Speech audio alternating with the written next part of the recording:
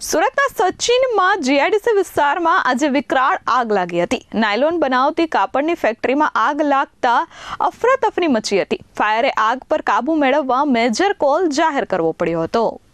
સુરતના સચિન જીઆઈડીસી ખાતે આવેલ સચિન હોજીવાલા રોડ નંબર 12 પર ગોપી ટેક્સટાઇલ નામની કાપડની ફેક્ટરી આવેલી છે।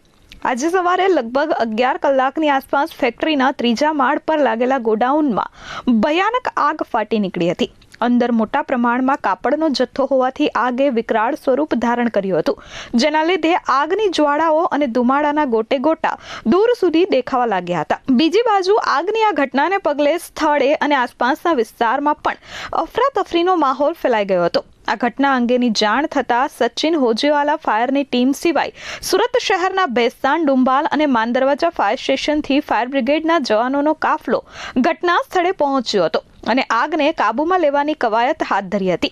વધુમાં જાણવા મળ્યું હતું કે ફેક્ટરીની અંદર નાયલોનનું કાપડ વધારે પ્રમાણમાં હોવાથી આગ ઝડપથી પ્રસરી હતી અને ફાયર બ્રિગેડના જવાનોને આગને કાબૂમાં લેવા માટે ભારે જહેમત ઉઠાવવી પડી હતી। Bureau report S24 news, Surat.